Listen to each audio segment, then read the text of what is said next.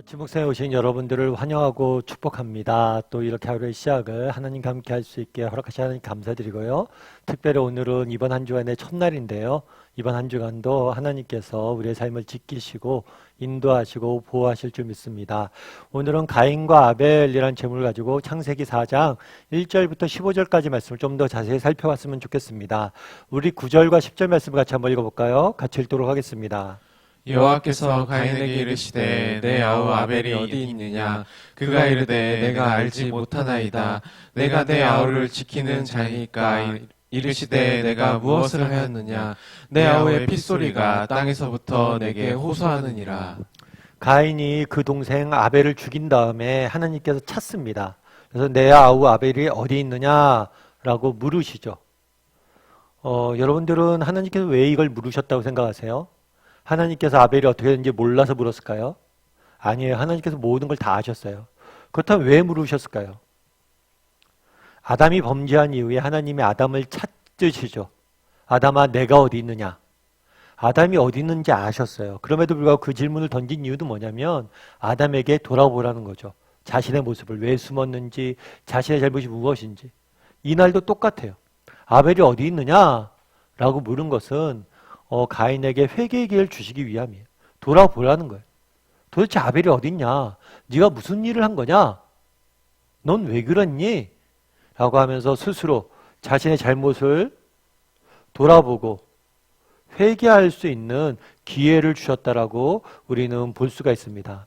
그런데 이에 대해서 가인은 뭐라고 대답하죠? 그가 이르되 내가 알지 못하나이다. 거짓말을 답하죠. 자기가 분명히 죽였잖아요. 하나님께서 그런데 물으셨을 때 그때라도 답해야죠. 하나님, 내가 이런 범죄를 저질렀습니다. 그럼에도 불구하고 그는 하나님 앞에서 거짓말합니다. 정말 여러분, 여기서 가인이 하나님에 대해서 어떻게 생각하고 있는지 우리가 알 수가 있어요. 정말 하나님이 어떤 분이신지, 정말 전능하고 전지하심을 인지한다면 이렇게 답할 수는 없겠죠.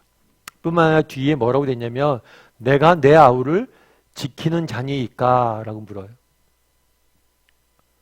아벨이 어디 있냐? 저 몰라요. 그리고 제가 아우를 지키는 자입니까? 라고 답하죠.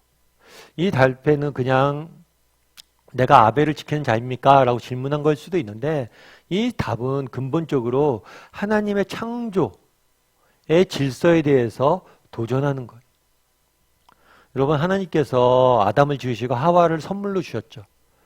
그리고 가족이라는 공동체를, 또 형제자매라는 공동체를 우리에게 선물로 주셨습니다. 왜 주셨어요? 서로 돌보고 서로 지키고 서로 사랑하고 섬기라고 주셨어요. 그런데 묻는 거죠. 내가 왜 내 아우를 돌보고 지키고 사랑하고 섬겨야 되냐고. 그럴 필요가 없지 않냐고. 하나님이 선물로 주신 아우에 대해서 부정하는 모습들을 보게 됩니다. 그러자 하나님께서 뭐라고 그래요? 내가 무엇을 하였느냐? 내 아우의 핏소리가 땅에서부터 내게 호소하느니라. 하나님은 다 아셨어요. 아심에도 불구하고 물으신 거예요. 다시 한번 돌아보고 회개를 주시기 위해서. 하지만 전혀 가인은 회개하지 아니하고 하나님 앞에 오히려 항변하는 모습들을 보게 됩니다. 그럼 어떤 일이 있었을까요? 11절과 12절 말씀 같이 한번 읽어볼까요? 땅이 그 입을 벌려 내 손으로부터 내 아우의 피를 받았은즉 내가 땅에서 저주를 받으리니 내가 밭을 갈아도 땅이 다시는 그 효력을 내게 주지 아니할 것이요 너는 땅에서 피하여 유리하는 자가 되리라. 예. 하나님께서 가인에 대해서 벌을 내리시죠. 벌을 내리실 때 뭐라고 되어 있냐면 저주를 받을 것이다. 내가 땅에서 저주를 받을 것이다. 이건 성경에 처음 등장하는 거예요. 어떤 특정 인간에게 저주를 행했던 경우는 이곳이 처음이에요. 그래서 가인은 처음으로 하나님 앞에 저주를 받게 됩니다. 그래서 뭐라고 그래요? 내가 밭을 갈아도 땅이 다시는 그 효력을 내게 주지 아니하실 것이고 아마 삶의 터전이 심각한 훼손을 입게 되는 거죠. 결국에 이 땅의 환경이 정말 원래 하나님께서 이 땅을 어떻게 지으셨어요? 정말 아름답고 풍요롭고 모든 것을 정말 풍요롭고 아름다운 동산으로 지었어요. 그런데 인간이 범죄를 함으로 인해서 어떻게 되는 거예요? 이 환경이 점점 더 훼손되어지고 파괴가 되어지고 원래 하나님께 지으신 그 창조의 모습들이 사라지는 거죠. 앞서 얘기했던 것처럼 가인은 뭘 했습니까? 하나님의 창조 질서에 대해서 창조에서 도전했어요. 그 결과 어떻게 됐어요? 창조가 주는 그 기쁨과 만족과 안식과 그 창조 질서가 주는 그 풍요로움을 인간이 다 잃어버리게 된 거죠. 그런 다음에 15절에 이렇게 말합니다. 15절 말씀을 같이 한번 읽어볼까요? 같이 읽겠습니다. 여호와께서 그에게 이르시되 그렇지 아니하다. 가인을 죽이는 자는 벌을 7배나 받으리라 하시고 가인에게 표를 주사 그를 만나는 모든 사람에게서 죽임을 면하게 하시리라. 이런 말씀하신 배경이 있죠. 가인에게 벌을 내리십니다. 그러자 가인이 하나님 앞에 항변해요. 어떻게 항변하냐면 사람들이 나를 죽일까 두렵다. 내가 아벨을 죽였다는 사실을 알고 아벨의 후손이나 다른 사람들이 나를 죽일까 두렵다라고 이야기한 거죠. 그렇니까 뭐라고 이야기해요? 여호와께서 그에게 이르시되 그렇지 않다 하고 뭐라고 이야기하냐면 가인을 죽인 자는 벌을 7배나 받으리라 하시고 가인에게 표를 주사 그를 만나는 모든 사람에게서 죽음을 면하게 하셨어요. 그러니까 생각해보면 그런 거죠. 가인이 범죄했어요. 아벨을 죽였어요. 아벨을 죽였더니 아벨이 하나님께서 가인에게 벌을 내리십니다.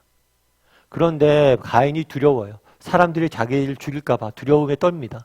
그러자 하나님께서 뭘 하시는 거예요? 이 가인에게? 아니라고. 내가 너를 표를 줄 거라고. 표를 줘서 너의 생명을 보존할 거라고. 그래서 가인을 죽인 사람은 뭘 하는 거예요? 벌을 7배나 받을 것이다. 이렇게 이야기하는 거죠. 그럼 왜 이렇게 하셨을까요? 여기서 알 수 있는 건 뭘까요? 이건 뭐냐면 하나님께서는 개인적인 보복을 금지시킨 거예요. 그럼 왜 개인적인 보복을 금지했을까요? 이것은 가해자인 가인을 보호하는 것이기도 합니다. 하지만 동시에 이것은 피해자를 보호하는 것이기도 해요. 왜냐하면 개인적으로 보복을 하다 보면 뭐예요? 우리가 또 범죄할 수 있잖아요. 단순히 가인을 지킨 게 아니라 가인을 다른 사람 누군가가 가인을 죽이려고 하고 보복하려고 하다가 가인에게 범죄할까 봐 더 큰 죄를 가인과 똑같은 죄를 범하게 될까 봐 보호하시는 모습들을 보게 돼요. 오늘 본문에서 우리는 무엇을 보게 됩니까? 정말 가인이 하나님 앞에 범죄합니다. 아니 동생 아벨을 죽여요. 그럼에도 불구하고 회개하지 않는 모습들을 보게 됩니다. 그럼에도 불구하고 이 가인조차에게도 무엇을 하세요? 하나님께서 회개의 기회를 주시고 그를 보호하고 그를 또 지키시는 모습들을 우리는 보게 되는 거예요. 그렇다면 하나님께서 악인도 이렇게 보호하신다면 하나님의 백성인 우리는 어떻게 보호하실까요? 우리의 생각이 어때요? 가인 같은 사람, 정말 동생을 죽인 이 악인, 죽어 마땅한 사람이지만 그럼에도 불구하고 하나님께서 뭘 해요? 그에게 회개의 기회를 주시고 물론 그 벌에 합당한 형벌을 치르게 하십니다. 그럼에도 불구하고 그에게 회개의 기회를 주시고 그 생명을 보존하는 모습들을 보게 되는 거예요. 그렇다면 악인도 이렇게 보호하시는데 정말 하나님 백성인 우리는 어떻게 했냐는 거예요. 우리는 어떻게 했냐는 거죠. 여러분 아마 강용우 박사님을 아실 거예요. 강용우 박사님은 중학교 1학년 때 눈이 실명이 됐습니다.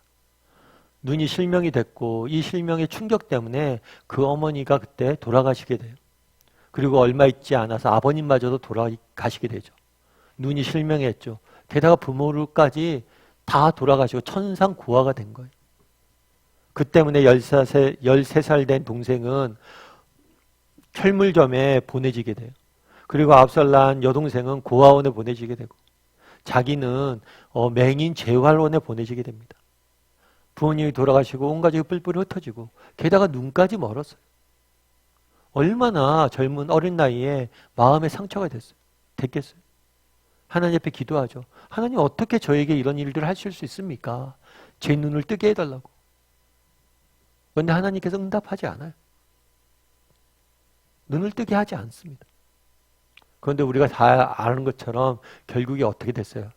강용호 박사가 정말 그 어려움들을 이겨내고 정말 대학교를 가고 한국인 최초로 시각장애인 박사가 됩니다. 그뿐만 아니죠. 미국의 부시 행정부 당시에 미국 백악관에서 장애인 정책 보좌관으로 일하게 돼요. 그러니까 정말 선하게 많은 영향을 미치게 됩니다. 그가 자신의 책에서 이렇게 이야기해요. 만약 제 눈을 하나님이 뜨게 해주셨다면 저는 소년 가장으로 동생들을 먹여 살리느라 아무것도 못했을 것입니다. 하나님은 20, 30년 뒤를 내다보시고 놀라운 축복을 주신 것입니다. 많은 사람이 저에게 장애의 매도라고 말을 건넵니다. 저는 그 말을 고쳐드립니다. 장애의 매도가 아니라 장애를 통해서 장애 덕분에 라고 말입니다. 무슨 얘기냐면 그때 제가 기도했다는 거예요. 눈을 뜨게 해달라고. 그런데 하나님은 응답하지 않았어요. 왜요? 나를 위한 더 큰 계획이 있었다는 거예요. 어쩌면 그때 눈을 떴다면 오히려 지금 내가 누릴 수 있는 것들을 나는 못 누리게 됐다는 거예요. 그러면서 오히려 나는 장애 때문에 이렇게 돼 있는 게 아니라 장애 덕분에 더 많은 것을 볼 수 있게 되었다라고 이야기를 합니다. 오늘 가인의 모습을 우리는 살펴봐요. 정말 무엇을 봅니까? 가인과 같은 악인도 하나님의 선한 손길에 의해서 지키시는 모습들을 보게 돼요.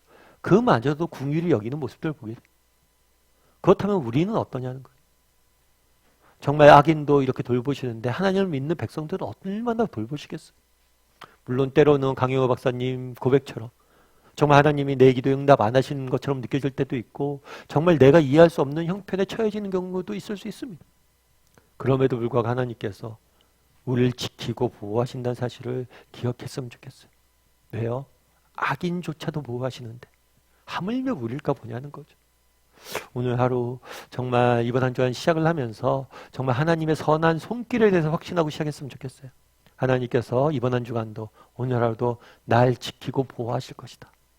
자신의 백성을 지킬 것이다. 지금 당장 우리가 이해할 수 없고 볼 수 없어도 그런 믿음을 가지고 이번 한 주간 오늘 하루 또 살아가는 저와 여러분이 되길 소원합니다.